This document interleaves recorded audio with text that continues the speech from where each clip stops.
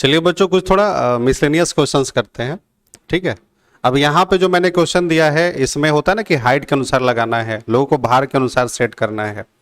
ठीक है, तो इस क्वेश्चन में देखो दोनों चीजें हैं। मैं एक बार देखो पढ़ देता हूँ कि 7 लोग हैं, नाम यहाँ है काजल भगत वगैरह नाम दिया गया है। ठीक है, हैव डिफरेंट हाइट, हाइट अलग अलग है, एंड वेट, मतलब इसमें देखो 2 चीजें दी गई हैं आपको। Such that tallest one is not the heaviest one. अच्छा, यहाँ पे ये है कि जो सबसे लंबा आदमी है वह सबसे भारी नहीं है, ऐसा दिया है पहले हिंट। अब चलिए, अब यहाँ पे आपको परेशान नहीं होना है, बस करना क्या है कि क्वेश्चन को पढ़ते जाना और सेट करते जाना है, हाइट के अनुसार लगाना है और वेट के अनुसार। ठीक है, तो चलिए देखिए, पहला बोला कि किरण इज टॉलर देन काजल। बस ये पता है अभी तक कि किरण जो है टॉलर है किससे, काजल से। ठीक है, तो मैं यहां पे एक हिंट में लिख सकता हूं कि किरण जो है, देखो मैं अभी देखो रफ में लिखते चल रहा हूं, वह किससे भी टॉलर है, काजल से। अभी जरूरी नहीं है कि तुरंत ये ऊपर है, बस इतना है कि बस ये किरण ऊपर होनी चाहिए हाइट के अनुसार और काजल उनसे छोटी होनी चाहिए, बस। ठीक है, but not heavier than Shreya. अब देखो, अब यहां पे लिखा है कि किरण जो है टॉलर तो है काजल से, लेकिन मतलब कि श्रेया इतना हैवी नहीं है। ठीक है, मतलब कि हैवी के मामले में जो है वो श्रेया उससे ज्यादा है। इसका मतलब कि वेट के हिसाब से श्रेया जो है वह ज्यादा होंगी किससे, किरण से। बोलिए, ये बातें समझ में आई क्या? कि लंबाई में किरण जो है वो काजल से लंबी है, लेकिन अगर वेट के बारे में बात करें तो श्रेया जो है वो ज्यादा हैवी है किससे, किरण से। ठीक है, चलिए आगे बढ़ते हैं। फिर देखो बोला कि Bhagat is heavier than Rinku but not एच मच टॉल एज मनदीप। जैसा अभी देखो, अब यहां पे बात हो रही है हैवियर, हैवी मतलब हैवी भारी वगैरह के बारे में बात हो रही है। तो ये बोला गया कि Bhagat is heavier than Rinku, मतलब अगर हम इधर बात करें वेट में तो भगत जो है वह रिंकू से हैवियर है। ठीक है, अभी मैं हिंट में लिख रहा हूं अभी सब। बोलो, बात समझ में आ रही है? आगे बढ़ते हैं। बट नॉट मतलब as much tall as Mandeep, लेकिन लंबाई के मामले में चले तो मनदीप लंबा है भगत से। ठीक है ना, मनदीप मतलब ये ऊपर होना चाहिए भगत से। ठीक, अभी कोई फिक्स नहीं है तो मैं बस अभी देखो हिंट लिखते चल रहा हूं भाई। आगे चलो बढ़ते हैं। फिर है कि प्रणव इज हैवियर देन भगत। अच्छा, प्रणव जो है वो हैवियर है किससे, भगत से। तो प्रणव को मैं इनके ऊपर लिखूंगा कि भाई प्रणव जो है हैवियर है किससे, भगत से, क्योंकि इधर हम भारी वाले के हिसाब से लिख रहे हैं। ठीक है, आगे बढ़ो। बोलिए, यहां तक कोई दिक्कत है? अच्छा, अभी तक देखो, अभी तक कोई नाम जो है वो कोरिलेट नहीं हो रहा है। हाँ, इसमें अभी देखो ये 3 नाम अभी कोरिलेट हुए थे। ठीक है, आगे बढ़ते हैं, अभी बढ़ते चलो आराम से। उसके बाद है प्रणव इज हैवियर देन भगत। यहां तक तो हो गया, प्रणव जो है वो भगत से हैवियर है। एंड रिंकू, अच्छा रिंकू से भी हैवियर है। And Rinku but shorter than Mandeep and Bhagat. अच्छा, भगत और रिंकू दोनों आना चाहिए। प्रणव जो है भगत और रिंकू दोनों से हैवियर है, तो आ चुका है। अच्छा, but shorter than Mandeep and Bhagat, लेकिन वो छोटा है, मतलब अब लंबाई के अनुसार आते हैं। यह छोटा है किससे, मनदीप और भगत से। ठीक है ना, मनदीप और भगत से छोटा होगा, मतलब यहां प्रणव हो जाएगा। अभी देखो, अभी मैं रफ में लिख रहा हूं कि हाइट के अनुसार प्रणव नीचे होगा। बोलिए, ये बातें समझ में आई? अभी तक कहीं को हम कोरिलेट नहीं कर पाए, बस इन तीनों को इस वे में लिखेंगे, इनको ऐसे लिखेंगे। बस श्रेया के बाद किरण है, किरण ऊपर है, काजल के ऊपर है। ठीक है, बोलो पहले यहां तक चीजें समझ में आ रही है ना? अभी कुछ मतलब कि अभी नहीं पता चला कि कौन सबसे लंबा है कौन सबसे छोटा है, नहीं मालूम चला है अभी और आगे बढ़ना पड़ेगा। चलो, यहां तक कहानी क्लियर हो गई है। चलो, Kiran is not taller than Pranav, मतलब किरण जो है वह प्रणव इतना टॉलर नहीं है, मतलब प्रणव इतना टॉलर नहीं है। इसका मतलब प्रणव को किरण से ऊपर रखना पड़ेगा। तो चलो मैं यहां पे लिख देता हूं किरण काजल, मतलब यहां पे मैं लिख दूंगा किरण और यहां पे लिख दूंगा काजल। मतलब देखो, मैं लिख सकता हूं यहां से भी कि मनदीप, मनदीप के बाद क्या है, भगत, भगत के बाद क्या है? प्रणव, फिर क्या है? किरण, और फिर क्या है? काजल। मतलब अब मैं इसको इतना इधर अरेंज कर सकता हूं, क्योंकि बोला है ना कि प्रणव इतना जो है वो लंबी नहीं है किरण, तो मैं इस वे में लिख सकता हूं। बोले यहां तक दिखाई दे रहा है? चलो अभी मैं रफ में लिखे चलो, फिर फ्रेश लिख दूंगा, आगे बढ़ते हैं। चलो अब श्रेया के बारे में आते हैं।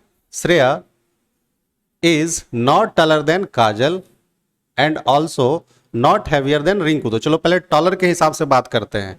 श्रेया जो है इज नॉट टॉलर देन काजल। अच्छा, श्रेया जो है टॉलर नहीं है काजल के इतना, मतलब काजल के बाद तभी और हमें श्रेया को लिखना पड़ेगा। ठीक है, श्रेया जो है सबसे नीचे होंगी वो हाइट के अनुसार अभी तक। And also not heavier than Rinku, मतलब कि रिंकू इतना हैवियर नहीं है। कौन? श्रेया। तो रिंकू इतना हैवियर नहीं है श्रेया, तो श्रेया को जो है वो नीचे लिखना पड़ेगा। श्रेया और किरण, मतलब हम इनको यहां पे लिख सकते हैं, मतलब रिंकू के बाद ही होंगे श्रेया और किरण। ठीक है, अभी तक जो है रफ में इतनी सी बातें समझ में आ रही है। आगे बढ़ो। Kajal is not lighter than Mandeep. Lighter मतलब हल्की। काजल जो है वह मनदीप इतना जो है लाइटर नहीं है। ठीक है ना, काजल के बारे में बोला है कि मनदीप इतना लाइटर नहीं है।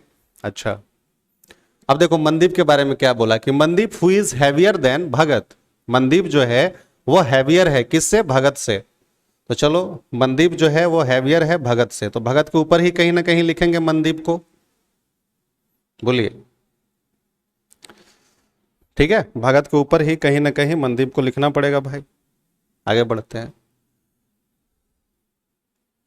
आगे देखो, मनदीप इज शॉर्टर देन, देखो अब यहां पे एक वर्ड आ गया, वनली वन पर्सन, मतलब मनदीप जो है वो छोटा है, किससे? सिर्फ एक ही आदमी से। बात समझ रहे हो ना, कि मनदीप सिर्फ एक ही आदमी से छोटा है। अब देखो यहां पे केवल आ गया, तो इससे पहले जो है एक नाम आया है किसका? रिंकू का। मतलब हाइट के अनुसार फिक्स हो गया, पहले रिंकू, फिर मनदीप, भगत, प्रणव, किरण, काजल और श्रेया। ये अरेंजमेंट समझ में आया? मतलब हाइट के अनुसार देखो यहां पे एक वर्ड आ गया वनली, मतलब केवल मनदीप जो है एक ही आदमी से छोटा है, केवल एक ही आदमी से छोटा है, यानी ये बाकी से क्या होगा? बड़ा होगा। तो एक जो नाम बच गया, अगर एक आदमी, तो बाकी तो आप 7 में 6 को तो लिख ही चुके हो, तो एक आदमी कौन बचा? रिंकू बची, तो रिंकू को मैं यहां पे लिख दूंगा। बोलिए यहां तक बातें समझ में आई? देखो अब इससे जो है कितना आसान हो गया। अब देखो Pranav is not the second heaviest. अच्छा, प्रणव जो है वो दूसरा सबसे हैवीएस्ट नहीं है, मतलब इधर के अगर बारे में बात करें तो मतलब मनदीप के ऊपर में भी किसी को हमें लिखना पड़ेगा। समझ रहे हो? यही बात समझ में आया। तो मनदीप के ऊपर कौन लिखेंगे आप? काजल, क्योंकि बोला है कि ये सेकंड जो है वो हैवीएस्ट नहीं है, Pranav is not the second heaviest. अगर आप मनदीप को सबसे ऊपर लिख देते तो सेकंड हैवीएस्ट में कौन आ जाते? प्रणव आ जाते, मतलब ये काजल को और ऊपर ही लिखना पड़ेगा। तो Pranav is not the second heaviest and is lighter than Mandeep, लेकिन यह जो है मनदीप से जो है क्या है? लाइटर है। ठीक है, वो तो आ चुका है। तो चलो अब यहां से भी हमें अरेंजमेंट मिल गया। सबसे ऊपर वेट के अनुसार काजल, मनदीप, प्रणव, भगत, रिंकू, श्रेया और किरण। ठीक है, तो यहां पे जो आपने क्वेश्चन देखा तो इसमें क्या सीखा कि इसमें दोनों ही चीज मेंशन था। क्या था? वो आपका हाइट के अनुसार और वेट के अनुसार। मैंने क्या किया, बस देखो आराम से बस पढ़ते चले गए और उसको बस फिर सेट करते चले गए। इस पूरे क्वेश्चंस में एक वर्ड आया था वनली, तो वहां से चीजें बड़े बहुत आसान हो गया। ठीक है, और एक वर्ड आया था ये वाला, second heaviest and is lighter than Mandeep, तो इससे क्वेश्चंस और इजी हो गया। बोलिए कोई दिक्कत है? तो ये क्वेश्चन भी आपको समझ में आया होगा, और ऐसे क्वेश्चंस आते रहते हैं। इसको आप लोग एक बार फिर से वीडियो को देखते रहेंगे, है ना? तो इस तरह से क्वेश्चंस आएगा। चलिए,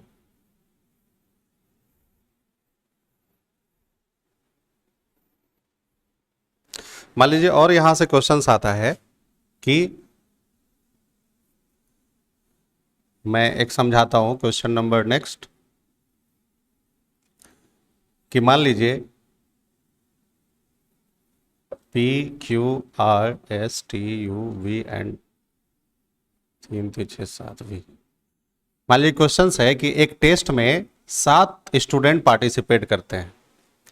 क्वेश्चन ये है कि देयर आर 7 स्टूडेंट्स, है ना, पार्टिसिपेट इन एग्जाम या टेस्ट में ले लीजिए, इन टेस्ट। तो 7 स्टूडेंट हैं, आप लोग बस क्वेश्चन को नोट कर लीजिए, जो कि एक टेस्ट में पार्टिसिपेट करते हैं। ठीक है, यहां पे है कि P always score more than V। मतलब यह है कि P हमेशा V से ज्यादा अंक लाता है, मतलब P हमेशा V से ज्यादा अंक लाता है। ये मान लो कंडीशन है, मतलब एक टेस्ट में 7 लोग हैं जिसमें P हमेशा V से ज्यादा लाता है और V हमेशा Q से ज्यादा लाता है। कंडीशन बस नोट कर लीजिए, ठीक है। इफ R गेट्स, देखो, if R gets maximum marks, फिर ये है कि अगर R जो है वो सबसे ज्यादा लाता है मार्क्स, अगर if R gets maximum marks,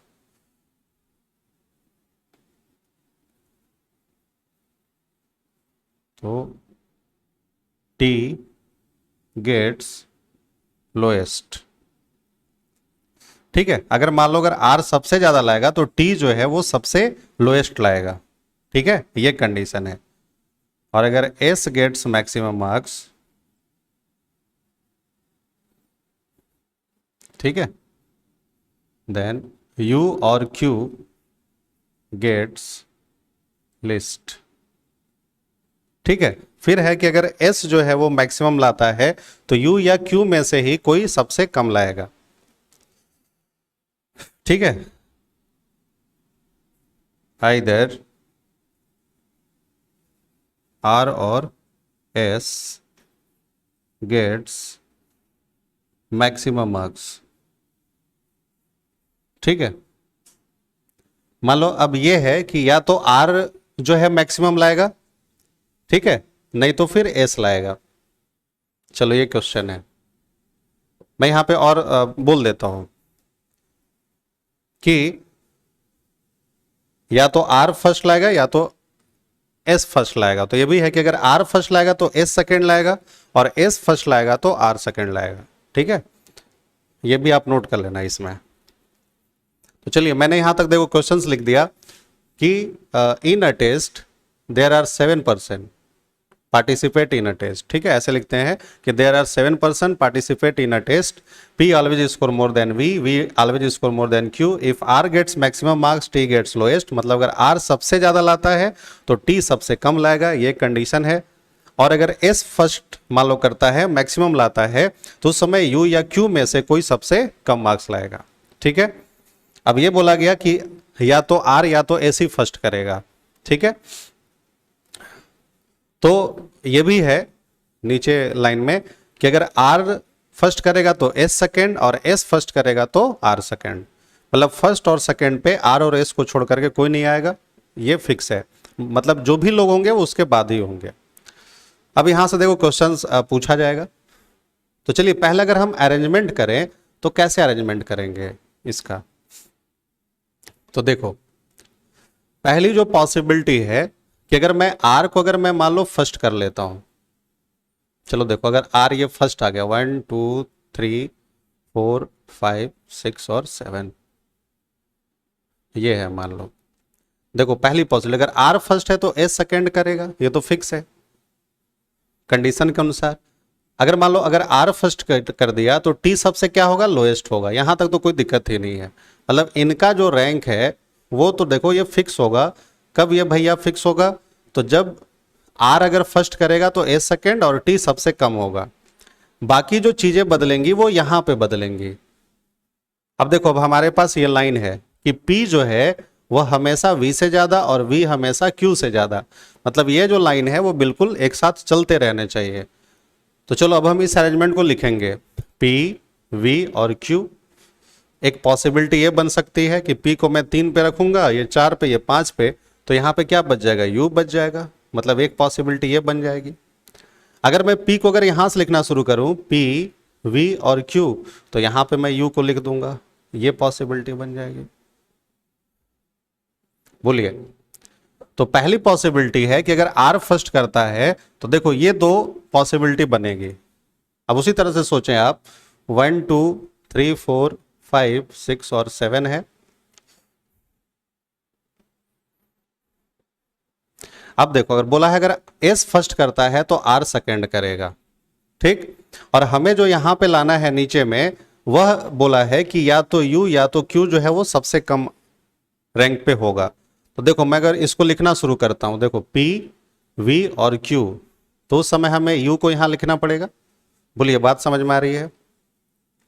अगर आप U यहां लिख दोगे तो T को यहां लिखोगे। मतलब एक पॉसिबिलिटी ये बन सकती है जब हम P को तीसरे रैंक पे रखते हैं, तो अगर हम P को अगर चौथे रैंक पे रखते हैं, P V Q, तो यहां पे क्या आ जाएगा, U ही आ जाएगा और यहां पे T चला जाएगा। P को अगर हम लोग पांचवें पे रखते हैं तो P V और Q, तो उस समय U T यहां हो सकते हैं या T और U यहां हो सकते हैं। ठीक है, तो अभी जो मैंने इसको जो अरेंज किया, वह कैसे अरेंज किया, अकॉर्डिंग टू कंडीशन। जो भी मान लो कि यहां पे जो कंडीशन दिए गए थे उसके अकॉर्डिंग मैंने इसको सेट किया। बोलिए, बात समझ में आई? अब यहीं से फिर क्वेश्चंस पूछा जाएगा कि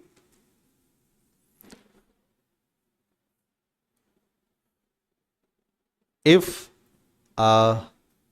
if R gets maximum marks, है ना, तो V not below, V's rank not below. मान लो अगर ऐसा बोल दे कि अगर आर अगर मैक्सिमम मार्क्स गेन करता है तो वी का रैंक कितने से नीचे नहीं होगा। तो देखो अगर आर को अगर आप फर्स्ट किए हो तो वी का जो रैंक है वो 5 तक गया है, उससे नीचे नहीं होगा। मतलब फिर आपसे यहां से क्वेश्चंस पूछे जाते हैं। मतलब ये है कि आपको बस ये अरेंज करने आना चाहिए। बोलो, बात समझ में आ रही है? तो इस तरह के भी क्वेश्चंस जो हैं वो बनते हैं एग्जाम में। ठीक है, फिर यही पूछा जाएगा कि अगर एस फर्स्ट कर रहा है तो क्यू और टी के बीच में कितने लोग होंगे। ठीक है, तो वही आपको बताना है भाई कि अगर क्यू और टी के बीच में कितने लोग होंगे। क्या आप डेफिनेट बता पा रहे हैं, नहीं बता पा रहे हैं, यही सब बातें दी जाएंगी। ठीक है, और देखिए कुछ और एग्जाम्पल। मान लीजिए मैंने बोल दिया P Q R S T and V. मान लीजिए अगर 6 लोग हैं वो टेस्ट में पार्टिसिपेट करते हैं। ठीक है, मैंने बोला पी ओनली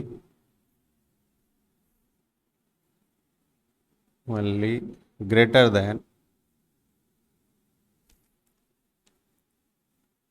देन एस। चलो यहां पे मान लो मैं हाइट के अनुसार लिखता हूं कि P Q R S T and V है, और ये बोला कि पी जो है वो केवल एक ही आदमी से बड़ा है ना, और वह कौन सा आदमी है, एस है। ठीक है, ये बोला गया। अच्छा, फिर मैंने बोल दिया कि T is greater then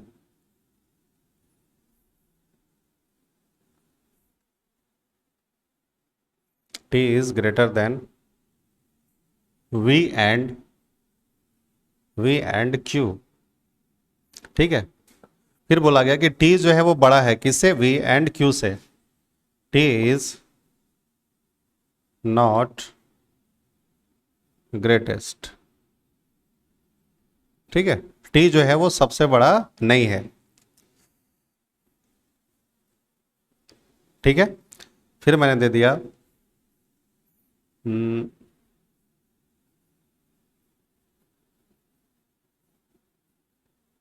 P Q are, चलिए आर्स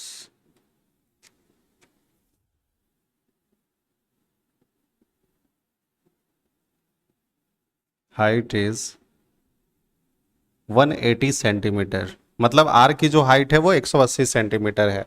ये मान लो दे दिया, तो यहां से भी इस तरह से भी क्वेश्चंस पूछे जा सकते हैं, है ना, जैसे मार्क्स दे देगा या हाइट का वो दे देगा, ठीक है, और फिर यहां से आपसे फिर क्वेश्चंस पूछा जाएगा। तो चलिए अब इसको आप कैसे सेट करोगे। तो परेशान नहीं होना है, आराम से बस क्वेश्चंस को पढ़िए आराम से और उसको सेट करने का प्रयास कीजिए। देखिए मान लीजिए कि 6 लोग हैं, तो आप लिख देंगे यहां पे 1 2 3 4 5 एंड 6, ठीक है ना। प्रैक्टिस सेट में और अच्छा क्वेश्चंस करेंगे और ज्यादा क्वेश्चंस करेंगे। मान लो अब ये टाइप है तो इस पे लगभग 5 6 7 जो क्वेश्चंस कम से कम करेंगे। लेकिन अभी चलिए आप बस कॉन्सेप्ट सीख जाएंगे तो कहीं कोई दिक्कत नहीं है। अब देखो क्या बोला कि P इज ओनली, अब यहां पर देखो एक वर्ड आ गया केवल, किससे बड़ा है, S से बड़ा है। तो मैं लिख दूंगा, जब अगर केवल आ गया तो मैं लिख सकता हूं कि P जो है वो केवल बड़ा है, किससे, S से, यानी बाकी से ये छोटा होगा। ये जो मैं P को यहां कैसे लिख पा रहा हूं कि केवल S से ही बड़ा है, जब केवल S से बड़ा है मतलब आप जब केवल आता है तो ये बता सकते हो यानी वो बंदा बाकी से छोटा है। ये मैंने लिख दिया। आगे देखो बोला कि T is greater then V and Q, मतलब T जो है बड़ा है V और Q से, तभी V और Q कहीं पे भी हो सकते हैं। और बोल दिया कि T जो है सबसे बड़ा नहीं है, तो आप तो यही लिख सकते हो कि T जो बड़ा है किससे, V, Q को यहां लिख सकते हो, या Q को यहां तो फिर V को यहां लिख सकते हो। अब बोल दिया कि ये सबसे बड़ा नहीं है इसीलिए मैं T को यहीं लिखूंगा। अब यहां पे एक बच गया किसके बारे में, P आ गया, R बच गया, यानी मैं यहां पे R को लिख दूंगा। देखिए अरेंजमेंट हो गया। अब यहां पे बोला कि R की जो हाइट है वह 180 सेंटीमीटर दे दी गई है, ठीक है। अच्छा, अगर मैं बोलूंगा कि इफ विज, ऐसा लिखता हूं कि if V is greater then Q। अब देखो यहां कंडीशन है कि अगर V जो है वह बड़ा है Q से, ठीक है, V is greater then Q and V's height is 160 centimetre. अब यहां पे मान लो दे दिया कि V का जो हाइट है वो 160 सेंटीमीटर है, तो फाइंड द T's हाइट। तो T का हाइट आप बताइए। चलिए देखिए क्वेश्चन मैं पढ़ देता हूं। मैंने लिखा कि अगर V जो है, मतलब इस क्वेश्चन के लिए मान लो क्वेश्चन नंबर मान लो 1 दे दिया, बोल दिया कि अगर V जो है वह बड़ा है Q से, तो हम यहां पे भी लिख सकते हैं ना कि अगर V बड़ा है Q से तो हम इस क्वेश्चन के लिए V को यहां और Q को यहां पे लिख सकते हैं।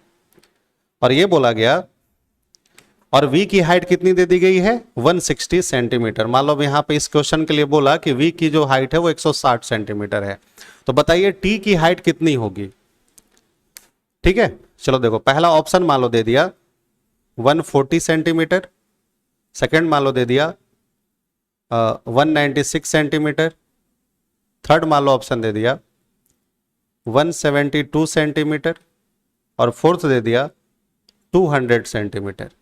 अब मान लो कि यहां पे ये 4 ऑप्शन दिए गए, समझना क्वेश्चन को, कि अगर V जो है वो Q से बड़ा है और V की हाइट 160 सेंटीमीटर है तो T की हाइट कितनी होगी। और यहां ऑप्शन में ना आइदर है, ना CND है, ना नन ऑफ दीज है, मतलब यही 4 ऑप्शन दिए गए हैं।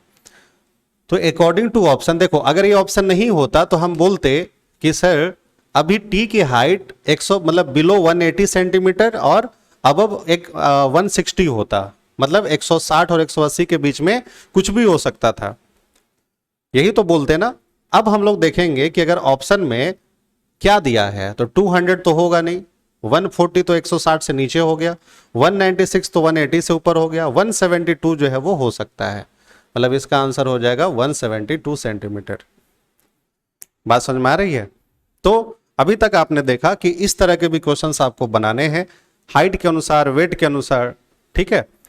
तो ये सभी क्वेश्चंस आपके एग्जाम के लिए, रैंकिंग जो चैप्टर्स है उसके लिए बहुत ही इंपॉर्टेंट है। तो चलिए आज हम लोगों ने कॉन्सेप्ट देखा रैंकिंग का, जिसमें आपने देखा +1 -1, ठीक है, फिर आपने -2 सीखा, उसके बाद मिनिमम क्या है, मैक्सिमम क्या है, ठीक है, ये सब चीज़ें आपने देखा।